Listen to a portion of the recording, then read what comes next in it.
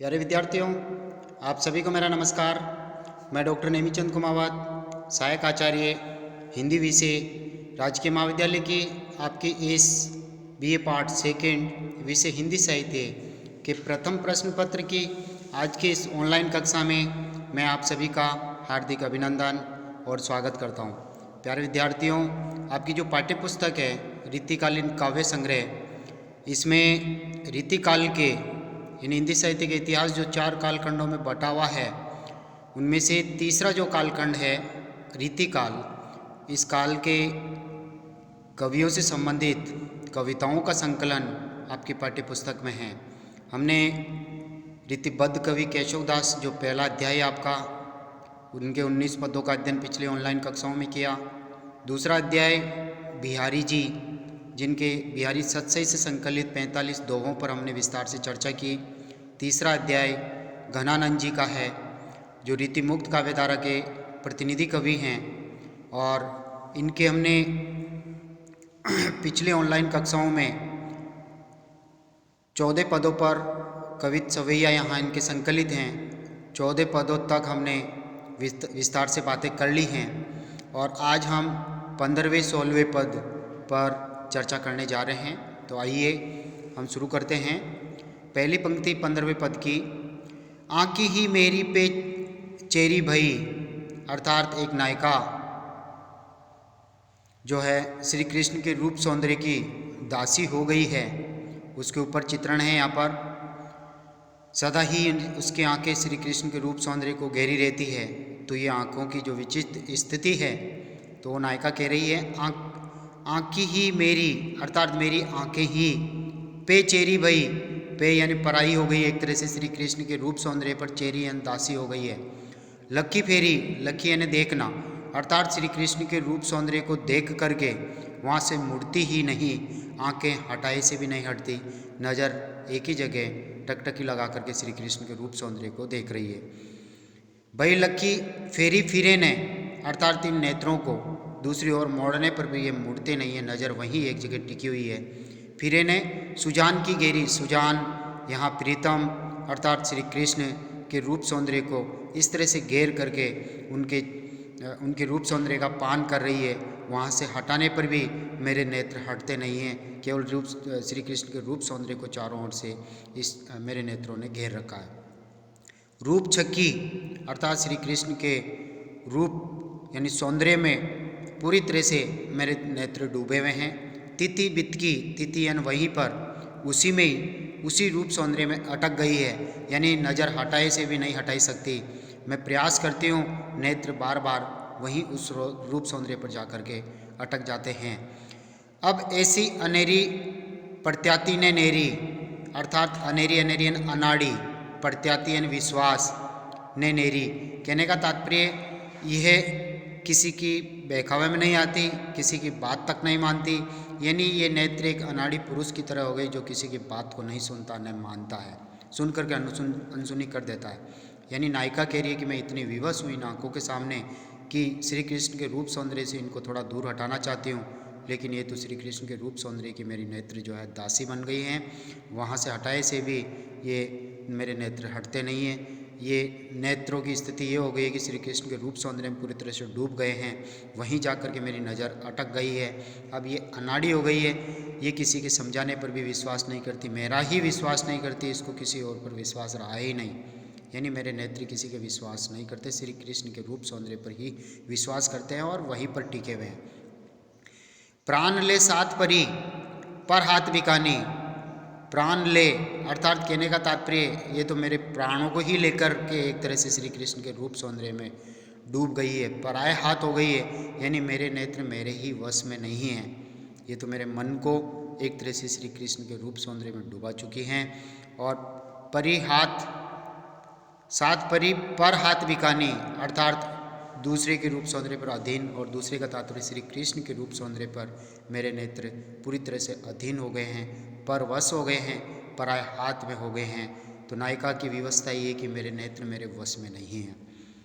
कि बानी पे कानी बखेरी, कि बानी, बानी यानी मधुर वाणी पर, अर्थात श्री कृष्ण के न केवल रूप सौंदर्य पर नेत्र जो है मोहित हो गए हैं, श्री कृष्ण के रूप सौंदर्य के प्रति आकृष्ट हैं, उनके दासी मेरे नेत्र बन गए हैं।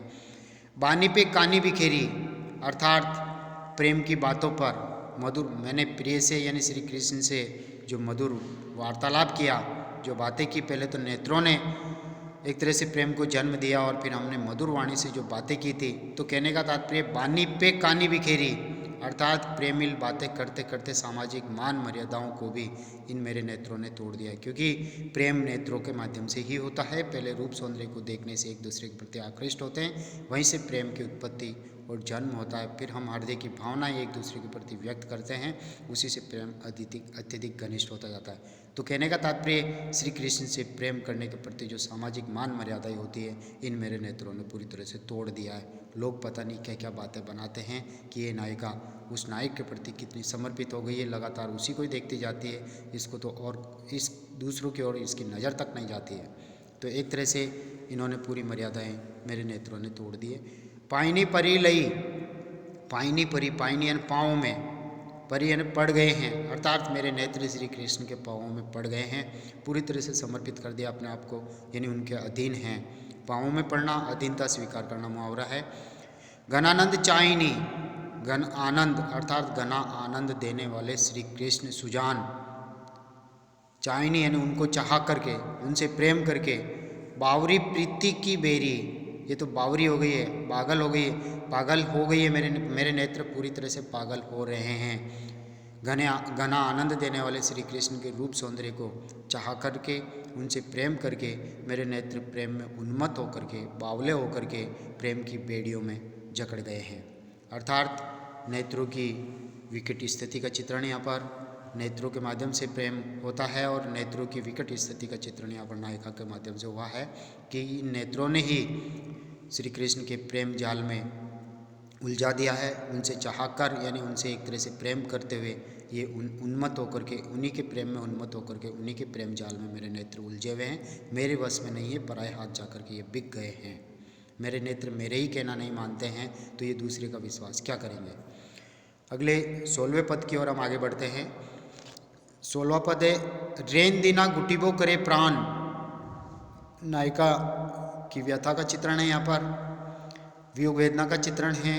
वो नायक से बिछुड़ जाती है, तो वो व्यथा व्यक्त करते हुए कहती है कि रेन दिना यानी रात और दिन, गुटिबो करे प्राण, अर्थात मेरे प्राण, मेरा मन रात और दिन प्रिय की स्मृति में ही रात और दिन घुटते ही रहते हैं, अत्यधिक व्यथित और दुखी रहते हैं।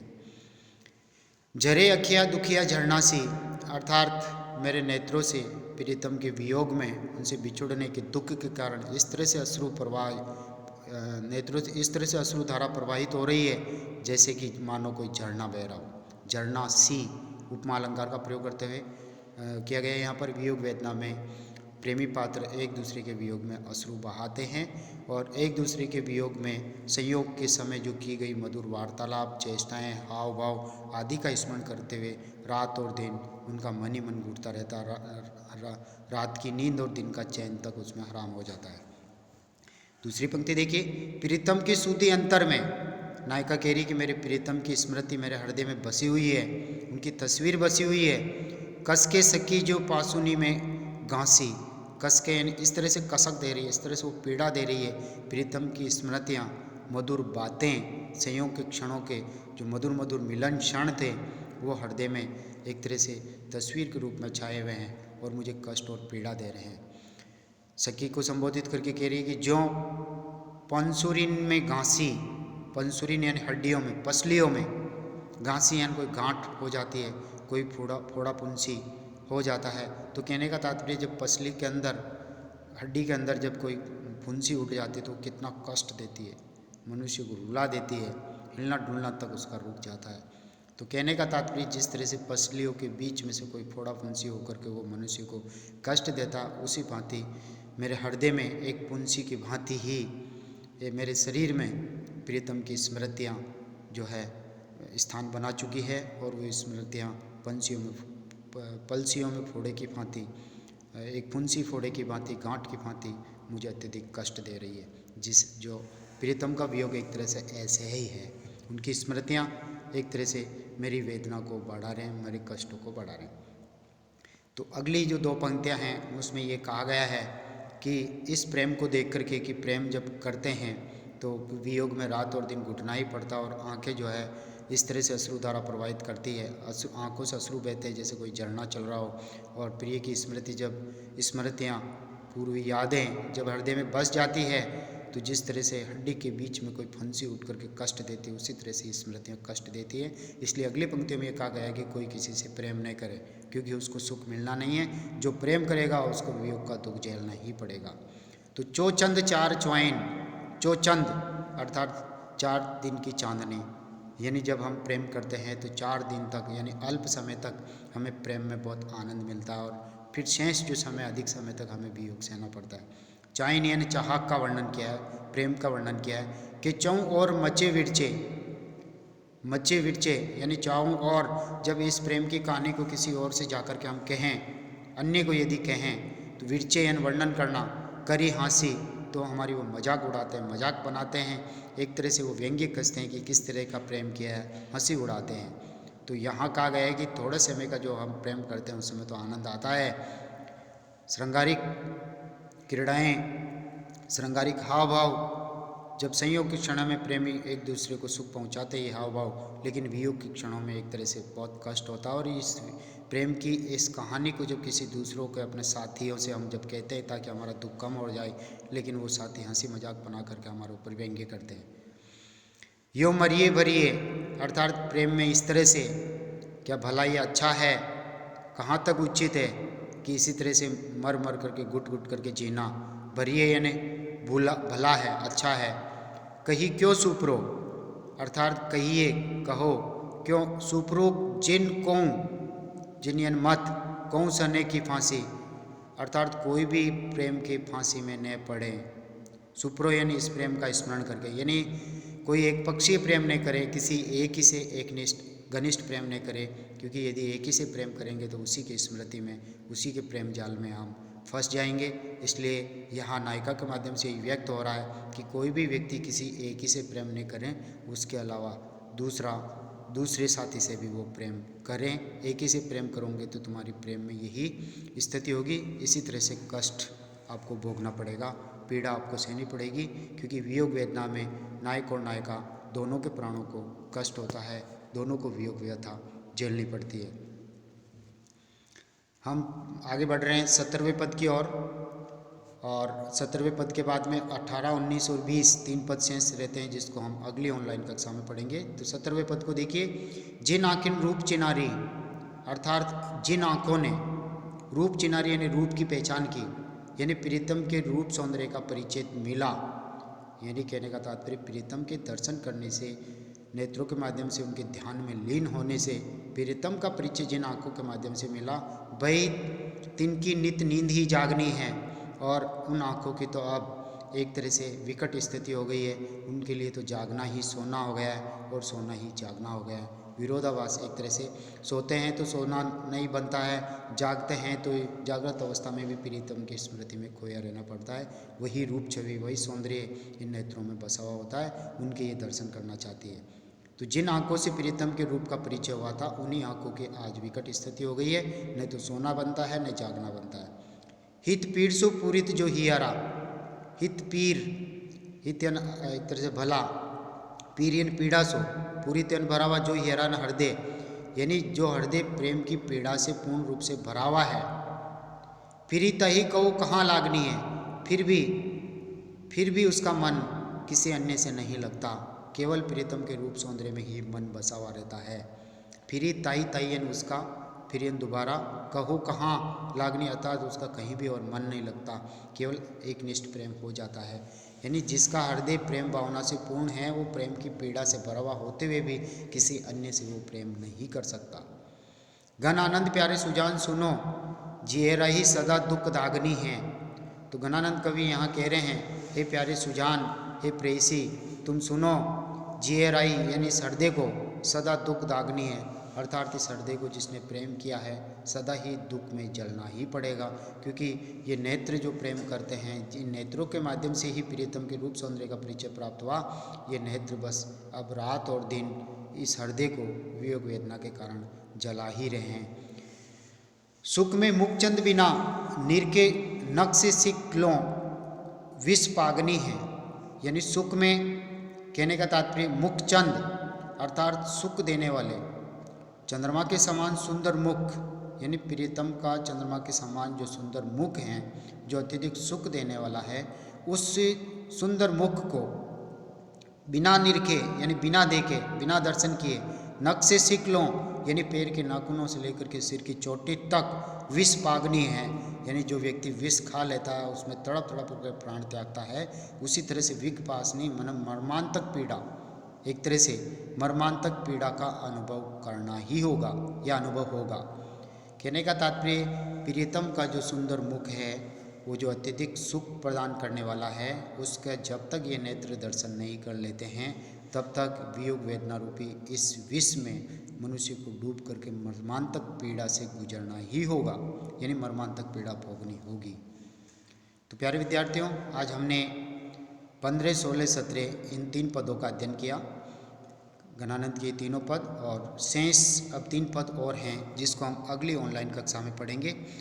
प्यारे विद्यार्थियों, यदि कोई विद्यार्थी अभी तक व्हाट्सएप ग्रुप से जुड़ा नहीं है तो वो कृपया अपने व्हाट्सएप नंबर हमारे व्यक्तिगत नंबर पे सेंड कर दे ताकि हम उनको व्हाट्सएप ग्रुप में जोड़ दें। साथ ही इस यूट्यूब चैनल को, यदि कॉलेज के इस यूट्यूब चैनल पर आप इन वीडियोज़ को ओपन करके यदि पहली बार देख रहे हैं तो इन्हें लाइक ज़रूर करें, इस चैनल को सब्सक्राइब जरूर करें, क्योंकि जब तक आप सब्सक्राइब नहीं करेंगे तब तक महाविद्यालय में आपकी ऑनलाइन उपस्थिति सुनिश्चित नहीं हो सकेगी। इसलिए आप सब्सक्राइब जरूर करें और अपनी उपस्थिति दर्ज कराएं। प्यारे विद्यार्थियों, आज की इस ऑनलाइन कक्षा को हम यहीं समाप्त करते हैं। अगली ऑनलाइन कक्षा में 18, 19 और 20 इन तीनों पदों का अध्ययन करेंगे। तब तक के लिए आपको बहुत बहुत धन्यवाद। जय हिंद, जय भारत, थैंक यू।